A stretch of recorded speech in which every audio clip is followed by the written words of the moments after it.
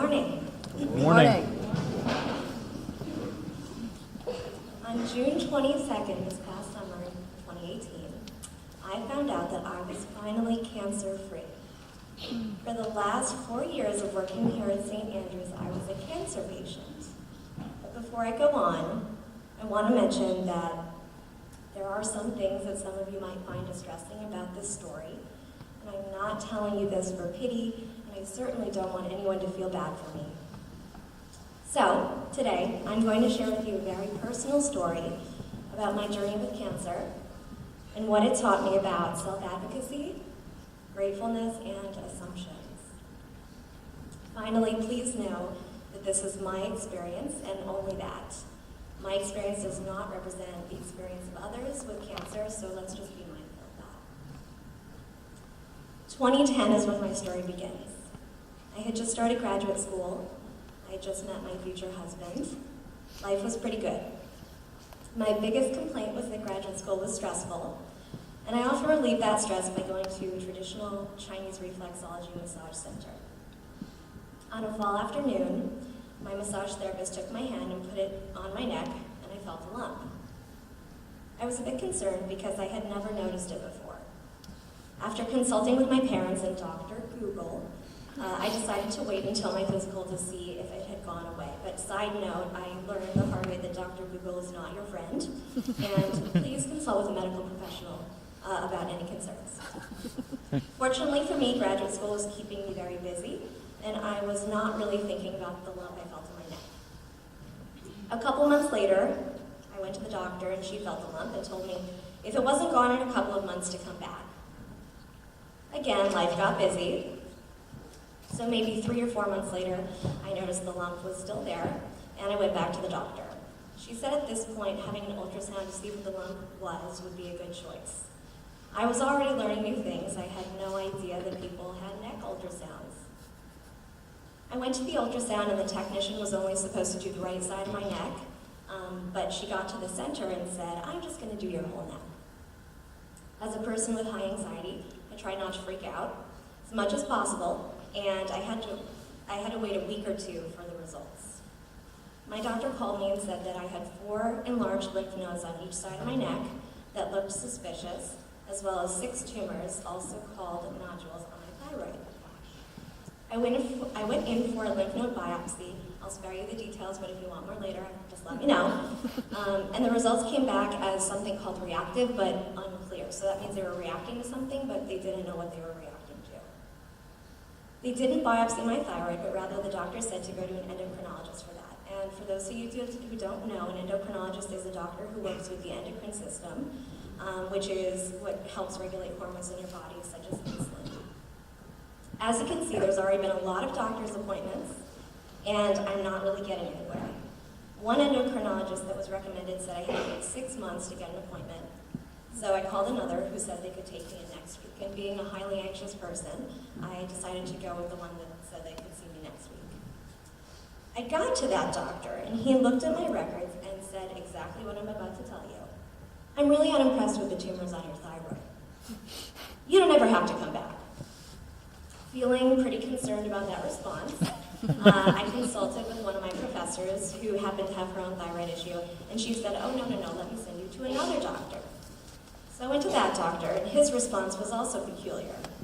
You might have cancer, but first let's start you on some medication to see how your body responds. So I had one person telling me they were unimpressed with my tumors, and I had another person telling me I might have cancer. Again, in the middle of all this, I'm trying to complete my master's degree and plan my wedding. A year has gone by since I first felt the lump, just to give you a timeline.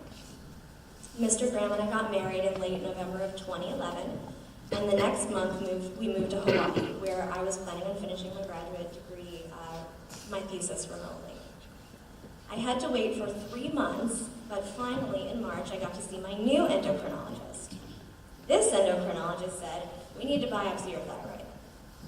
I went in 2 weeks later for the biopsy, and they said to come back in 2 weeks for the results. Again, lots of waiting, as you can see. Thinking this was all silly based on how everyone else had reacted, I decided to schedule a driving test to renew my license, which was about to expire right after I went to the appointment to get the results. It was 2 days before my 27th birthday.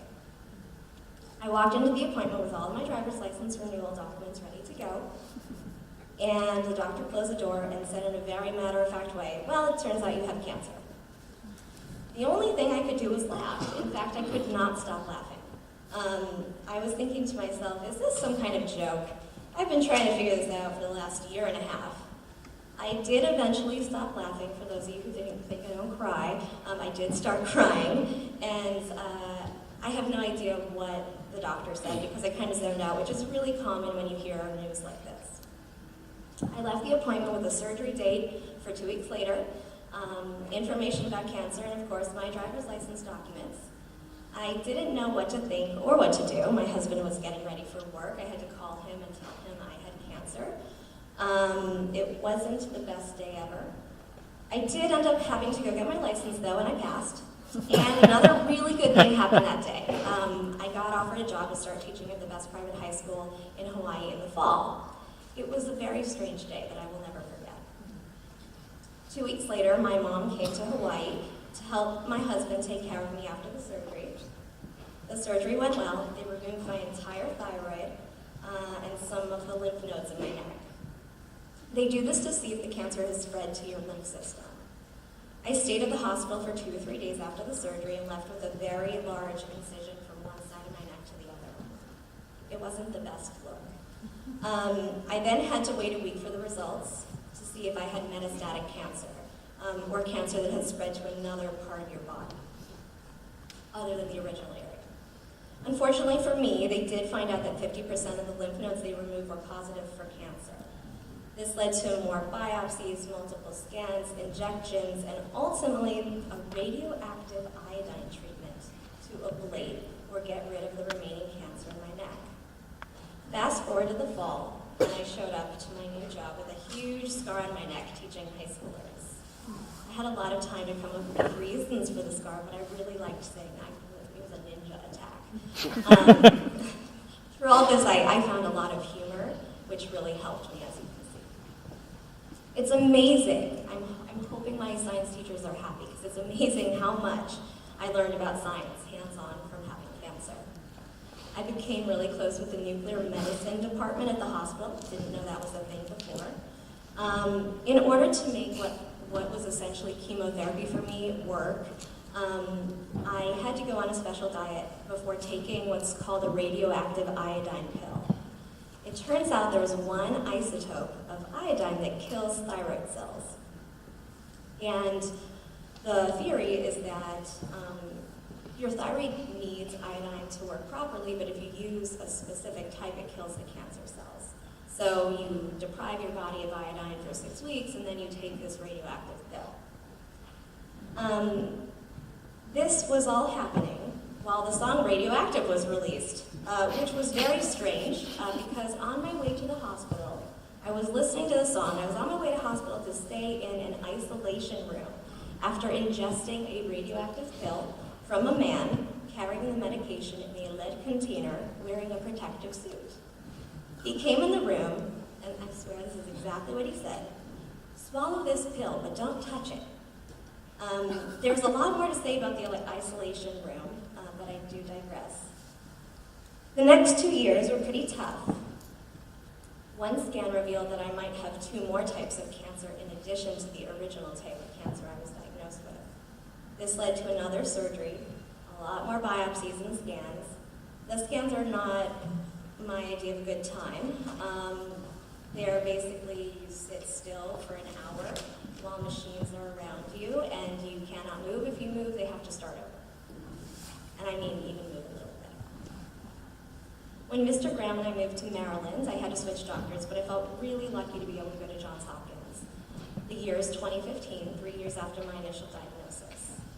The next 2 years were, so this is now when I'm working at St. Andrews. The next 2 years consisted of inconsistent scan results, blood work, test results. It was really tough, but I finally made it to June 22nd of 2018, at which point my doctor felt comfortable saying that I was cancer-free, and we said our goodbyes. At the beginning of this talk, I said I was going to tell you about 3 things: self-advocacy, gratefulness, and assumptions. Let's start with self-advocacy. This is a word word you hear so many of your teachers saying. Be more of a self-advocate. This isn't just in an academic setting.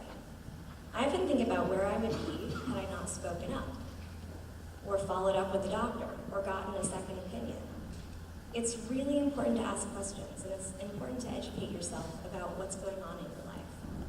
I found, for me, my own self-advocacy was in choices I made to educate myself about my body, my health, and my own choices in response to what I learned. The second point is gratefulness. At the beginning of my journey, I was scared, I had massive anxiety, and I was a mess, and understandably so. I joined some online message boards for people who were going through cancer. I soon realized that many of the people on these message boards were getting denied treatment from their insurance. Many of these people who had the same exact diagnosis that I had were having to file for bankruptcy because their insurance wouldn't cover the life-saving tests and treatment. Many of you know my husband is in the military, which meant that not once did I ever see one bill. I don't even know how much my treatment cost. I soon began to realize how lucky I was. Little things that just stopped mattering to me, little things that made me bug me before. I was grateful that I had cancer rather than someone else that didn't have insurance or didn't have a supportive family system. I realized that I actually was glad it was me instead of somebody else. And I know this probably sounds really strange to hear someone say that they're grateful they had cancer, but it really made me think about what mattered and what was important. And that lasts with me today. Many of you know I often say things like, what do I have to complain about? I have a great life, I have a great job.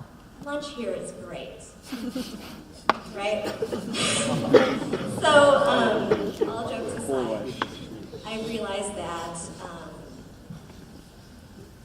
I think it's always important to take into consideration how lucky we are.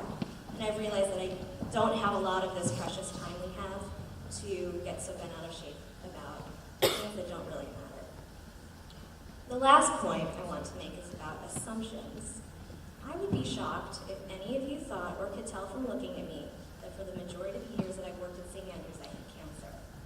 The truth is, we know so little about what is going on in people's lives. Maybe that person reacted badly to you today because they had some bad health news. Maybe they had a horrible day, but they're really good at acting like everything is fine, but they're really suffering internally. Maybe they eat that way for a reason, and they don't want to talk about it. The point is, we all judge each other based on what we see, but the truth is, we really don't know what's going on with people and what they're going through. I really hope that sharing my story has made that abundantly clear. And yes, for those of you who constantly ask me about why I am a vegan, in consultation with my doctor, we decided that this was a good route for me to take in my health journey.